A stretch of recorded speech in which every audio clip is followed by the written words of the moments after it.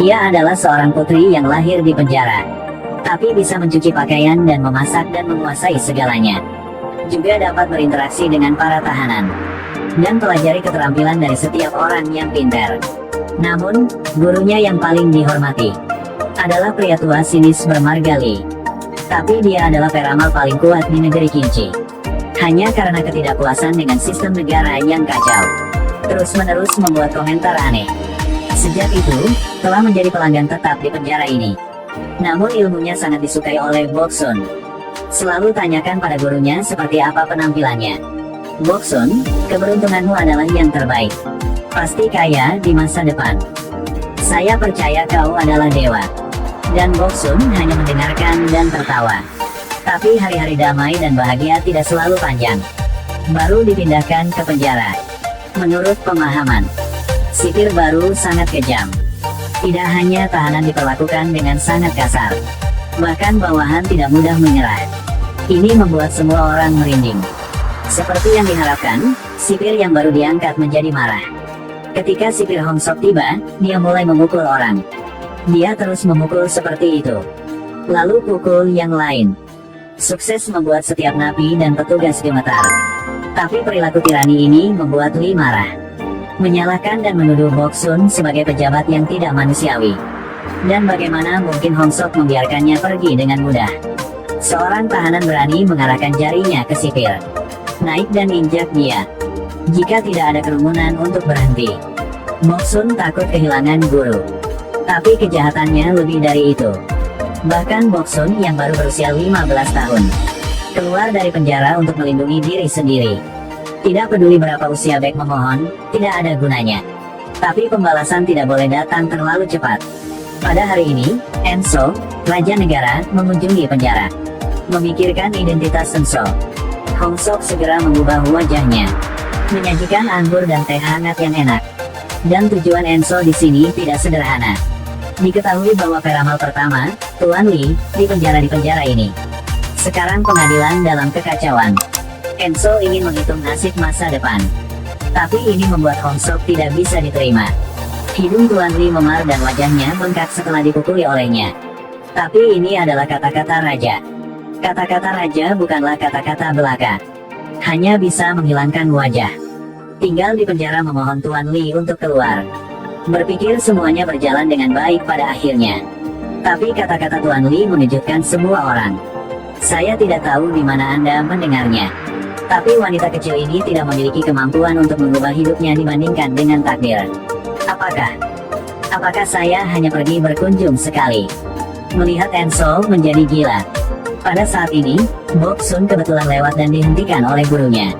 Seperti sudah diberitahu. Ini mengubah nasibnya lagi. Belum pernah melihat penculik yang begitu bodoh. Meskipun identitasnya belum dikonfirmasi, dia ditangkap. Kupikir itu putri pengkhianat. Dengan senang hati berencana untuk menggunakannya sebagai ganti bos di penjara. Tapi cewek juga pintar. Pahami bahwa mereka mengikat orang yang salah. Saat ini, hanya mengikuti rencana yang dapat menyelamatkan nyawa. Ternyata, raja datang ke penjara. Dikatakan bahwa ada seorang peramal terkenal di penjara. Ingin dia memberinya keberuntungan. Siapa sangka dia memanggil muridnya Boksun. Enso bahkan mengira orang tua itu sedang bercanda. Dari mana seorang pemimpin mendapatkan keberanian seperti itu?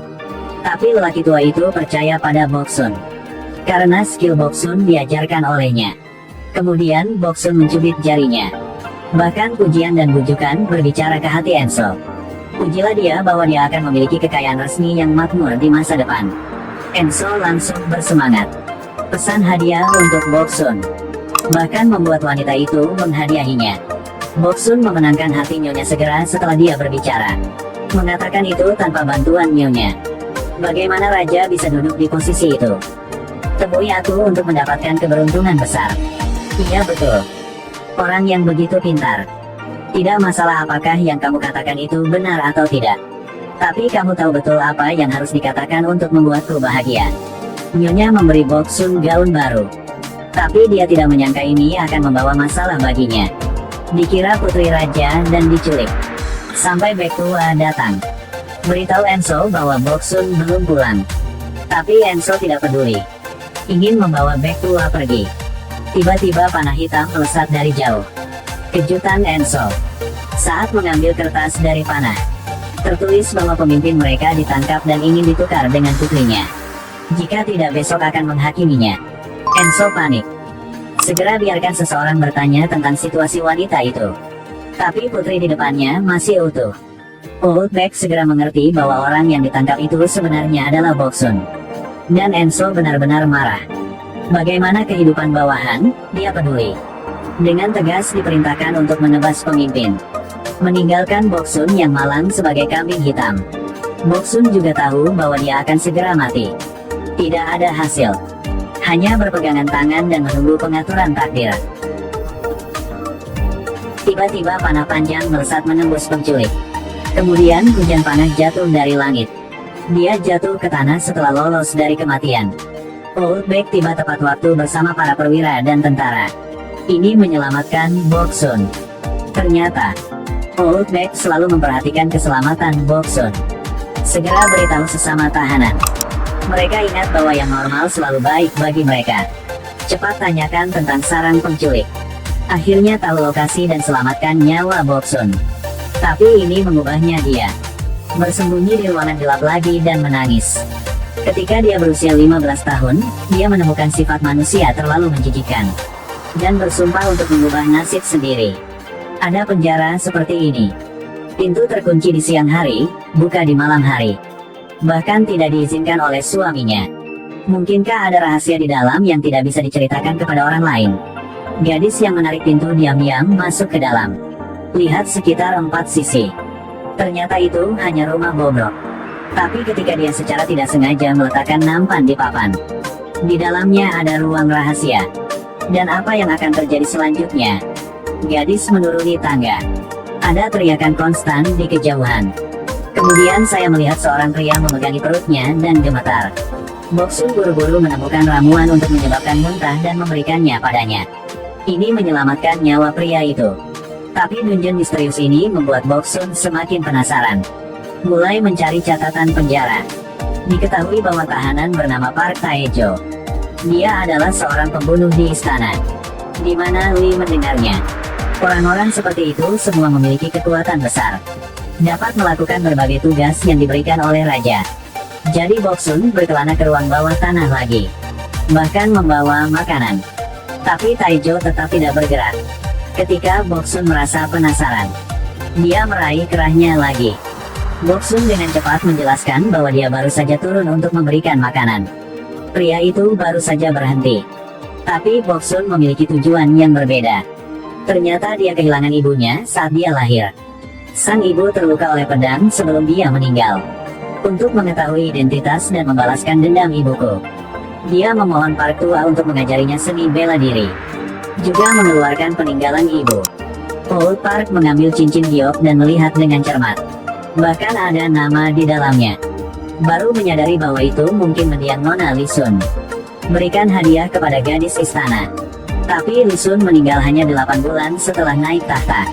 Dia juga tidak yakin tentang identitas sebenarnya dari ibu Boksun. Namun, status Boksun juga menyentuh hati Pak Park. Jangan ingat kekacauan di pengadilan saat itu. Seluruh keluarga dibantai. Dia juga dikurung di ruang bawah tanah selama lebih dari 20 tahun. Sekarang dengan gadis di depanku dengan nasib seperti itu, pasti menyesap brandy. Murid ini dia terima. Tidak hanya mengajarkan seni bela diri seumur hidup, juga mengajarinya untuk belajar kedokteran. Biarkan dia dengan jelas mengidentifikasi berbagai titik akupuntur pada tubuh manusia. Bahkan bahasa kerajaan Ming diajarkan. Saya harus menjadi orang yang menangkap perampok. 5 tahun telah berlalu. Boksun telah menjadi gadis yang cantik. Sekarang dia bertekad untuk menjadi pemburu wanita pertama dari Tanah Kinci. Hanya dengan cara ini dia akan memiliki kesempatan untuk menemukan asalnya.